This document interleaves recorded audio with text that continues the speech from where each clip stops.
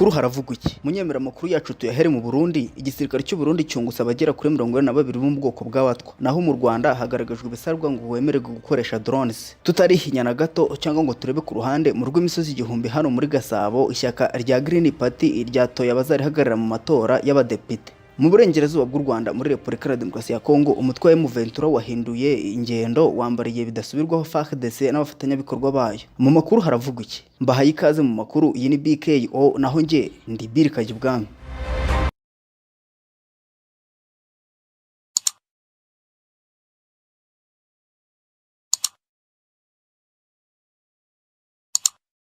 Ndi Bill Kajibwami.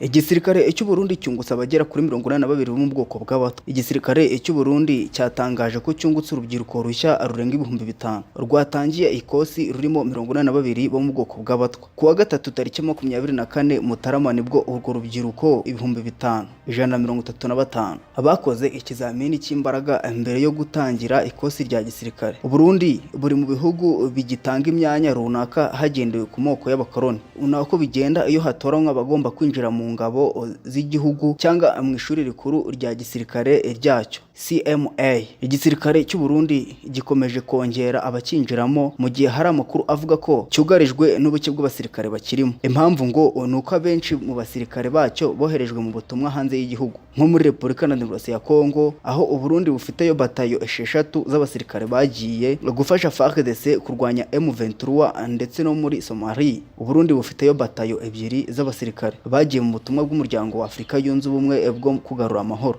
Hejuru y'ibi hiyongeraho kuba abenshi mu Barundi batagishishikariye kujya mu gisirikare kubera udufaranga tw'intica ntikize abasirikare bahembwa. Ikindi bakaba banafatwa nabi ku buryo nk'abiciwe muri Repubulika ya Demokarasi ya Kongo nta mpuzamarira ihabwa imiryango yabo. Mu Rwanda ho hagaragajwe ibisabwa ngo wemererwe gukoresha drones. Precious Uwera ukorera ikigo gishinzwe indege za gisivile mu Rwanda LCAA yavuze ibintu by'ingenzi bisabwa ku muntu ushaka gukoresha drones mu gihugu. Ati ntibigoye, ni ibintu bitatu bisabwa: kwandikisha drones, kuba ufite icyemezo cyo kugurutsa drones ni nka perimi. Icya gatatu ni uruhushya rwo gukorera ahantu runaka. Mu kiganiro na RBA Rwanda Broadcasting Agents yavuze ko impamvu yabyo ari uko tureba imbogamizi zirimo mu kirere. Haba hari ibibazo nko kuba wagongana na za kajugujugu hasi kaba wagonga umuturage. Buri wese ukagiye kugurutsa asaba uruhushya RCAA.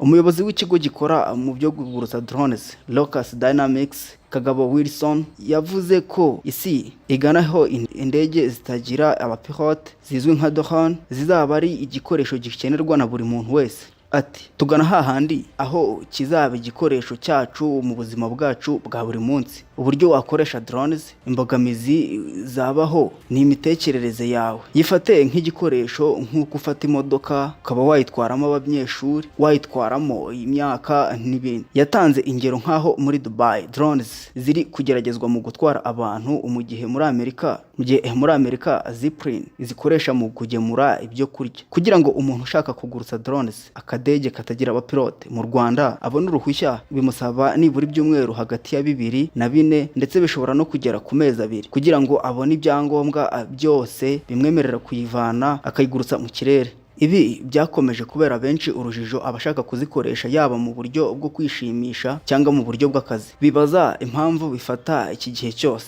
Ubwo yari yitabiriye inama yateguwe n'ikigo cy'igihugu gishinzwe indege za gisivile LCAA igamije kureba aho isi igana mu bijyanye n'ikoresho rya drones muri 2021, Minisita w'ikoranabuhanga na Innovation Ingabire Paula yavuze ko impamvu yo gutinda kw'impushya biterwa no kugenzura uko utwo tudege tuzabangara umutekano w'abaturage. Kuri uyu wa gatanu tariki 26 Mutarama 2024, abayobozi bakuru n'abarwanashyaka ba Democratic Green Party of Rwanda DGPR bateraniye mu karere ka Gasabo muri kongere yigiwemo ingingo zitandukanye zigomba kongerwa muri manifest izakoreshwa mu matora ateganyijwe muri uyu mwaka. Muri iyi kongere y'ishyaka rya DGPR Green Party mu mujyi wa Kigali habaye amatora y'abakandida baturuka mu turere tw'umujyi wa Kigali bazahagararira ishyaka mu matora y'abadepite azaba muri uyu mwaka wa 2024. Byari biteganyijwe ko buri karere gatora abakandida babiri, umugore n'umugabo, kandi iyi gahunda izakorwa mu ntara zose z'igihugu. Dutambikire mu burengerazuba bw'u Rwanda. Umutwe wa M23 wahinduye ingendo wambariye FARDC n'abafatanyabikorwa bayo bidasubirwaho. Umutwe wa M23 uri mu ntambara uhanganyemo n'igisirikare cya leta ya Congo FARDC uratangaza ko kuri ubu uri mu kababaro nyuma yaho FARDC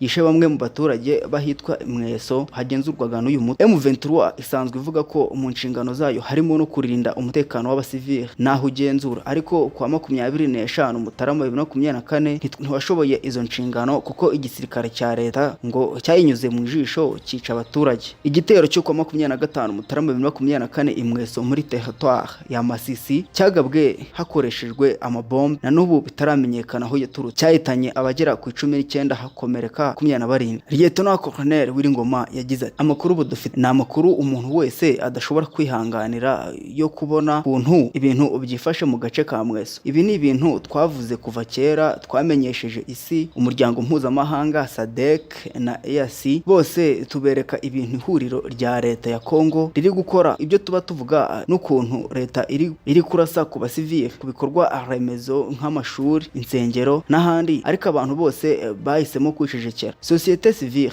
yaracecetse, yashimangiye ko kuri ubu icyo uyu mutwe ugiye gukora ari gufata intwaro aho yabiri hose kugira ngo tuyicecekeshe. Turayifata mu ntoki zacu kugira ngo tongera kwica abantu bacu, ababyeyi bacu ngo tubabone bapfa. Ibyo badusabye birimo no kudusaba guhagarika imirwano. Twe nka M23 twarabikoze, ariko leta yarabyanze, ahubwo ikomeje kwica abantu. Uyu mutwe wa M23 uratangaza ibi mu gihe igisirikare cya leta cyo cyahise gihakana uruhare rwose rwo kuri iyi. Uyu mutwe wa M23 uratangaza ibi mu gihe igisirikare cya leta cyo cyahise gihakana uruhare rwose muri iki gitero. Itangazo ryashyizweho ahagaragara na Lieutenant Colonel JK Kayiko, umuvugizi wa FARDC mu Kivu ya ruguru, yavuze ko kiriya gitero cyakozwe na M23 ndetse ngo na RDF. Icyakora ibyatangajwe na Colonel Kayiko ntibisobanura icyaba cyarateye M23 kwica abaturage bari mu gace isanzwe igenzura. Musigara amahoro y'Imana. Iyi ni BKO, nge Birikajibwami.